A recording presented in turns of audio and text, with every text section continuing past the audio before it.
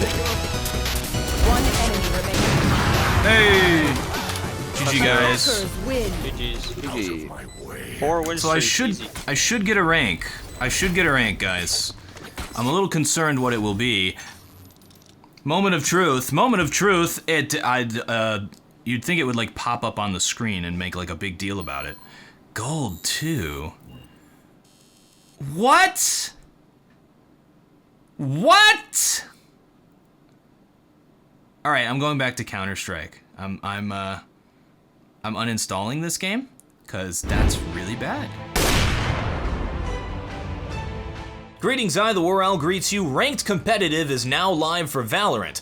Don't worry, this is not SoloQ to Global. You'll still get your biannual episode of your favorite internet show. Listen, I know it's just a silly video game and it doesn't matter that much, but getting the Gold 2 rank in Valorant was such a deep and embarrassing personal failure. Well, I'm global elite in Counter-Strike. I have over 20 years experience in these games. I have a reputation for teaching the techniques and the mindset to get good at these games. This is unacceptable, man. First I felt shock, then anger, then despair, then anger again, and then shock at my anger, and then nothing at all. And then I thought about it. This provides a challenge to take all of the lessons that I've taught over the years and put them into effect to a new game. This time, I'm the noob, and I'd have to listen to all of my own advice.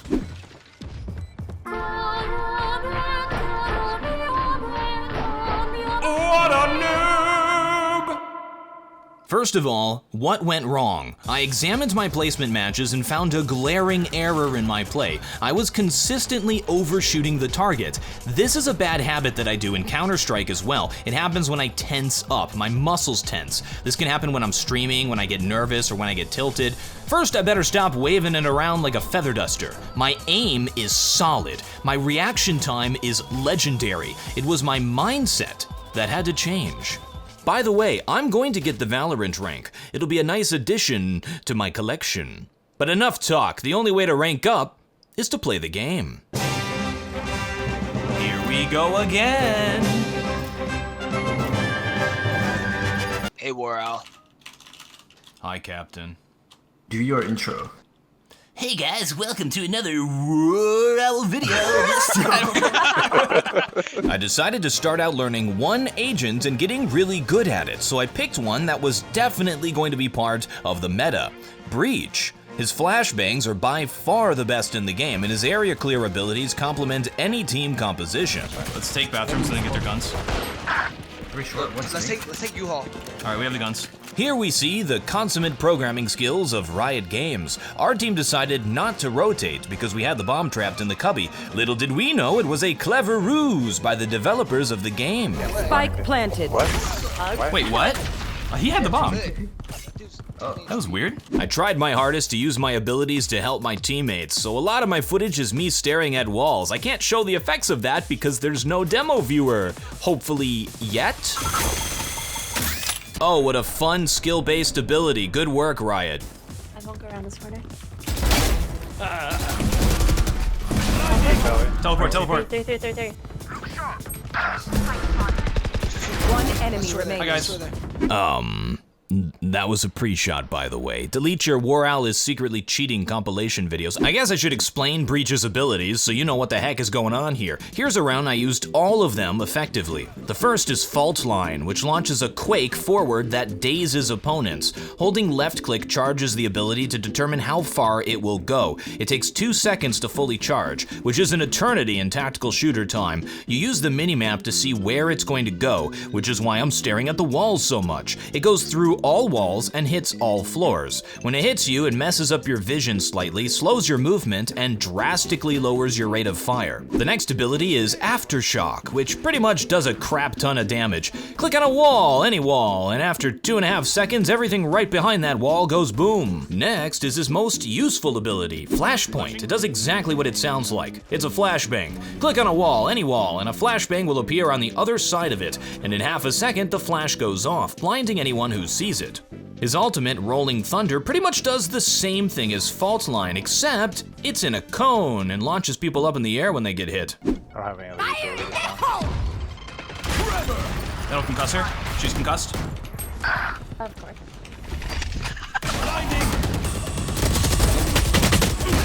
Let me explain what I did wrong here, because it comes down to map knowledge and ignoring my own advice about angles and perspective that I've taught in videos. So I threw this flashed 3 of them, and went out to kill them.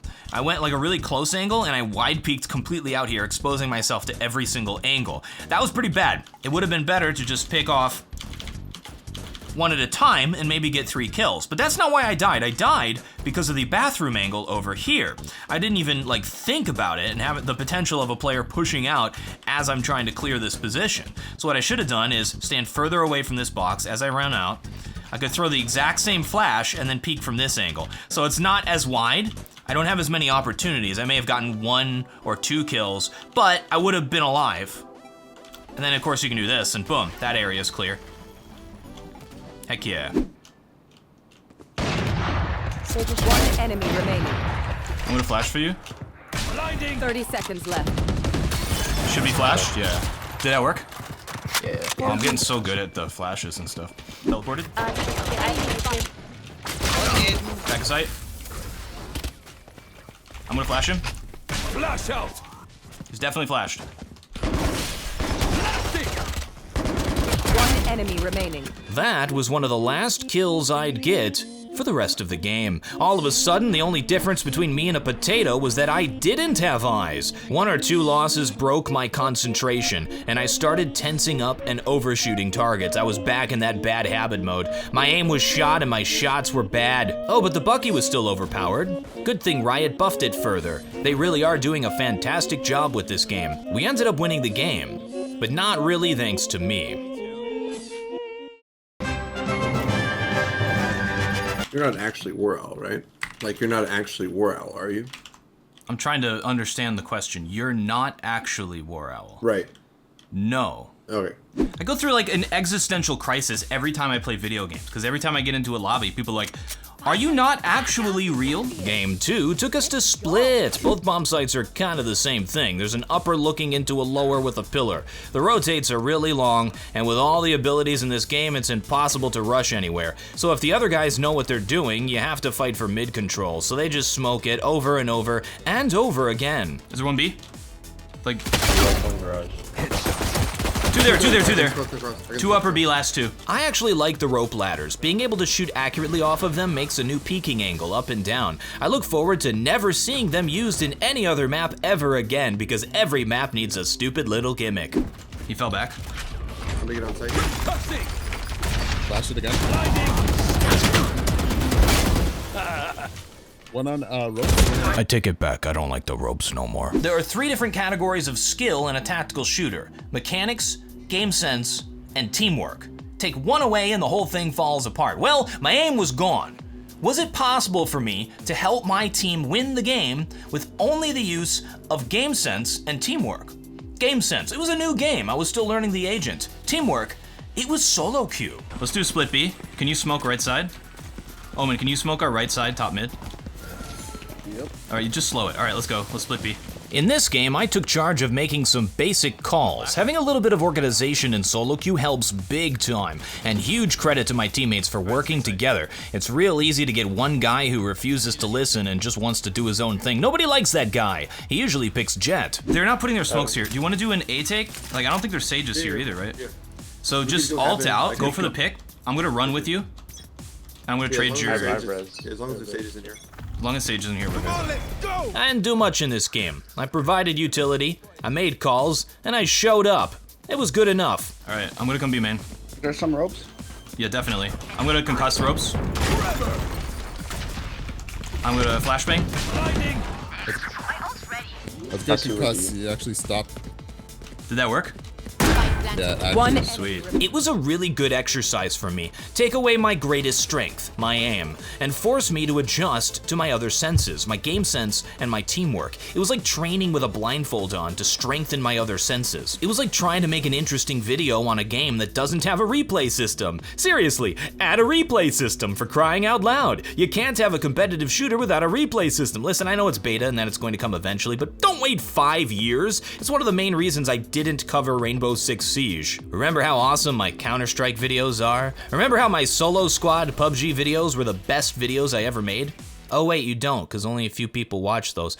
I'm going to let you in on something kind of personal. Every time I watch those 2 PUBG videos, I'm overcome with emotions and my eyes tear up because of how overwhelmingly proud I am of how they turned out. That's the kind of crap I want to make. It elevates gameplay into an actual story without faking anything. When we play online games, we're creating our own real stories with pacing and tension, villains and heroes, tragedy and comedy, and hopefully character development.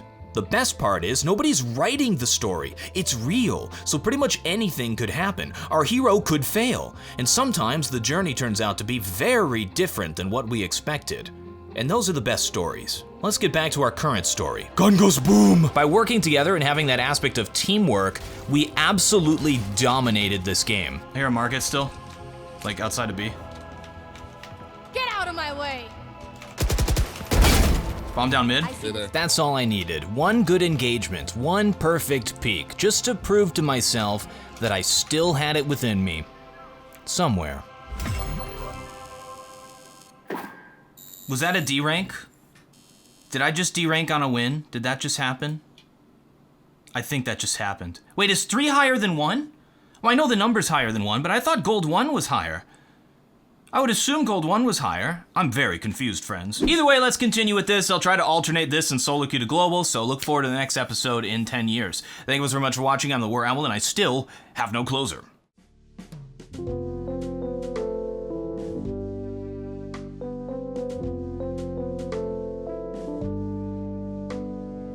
Hi, YouTube. Hi, YouTube. Hi, YouTube.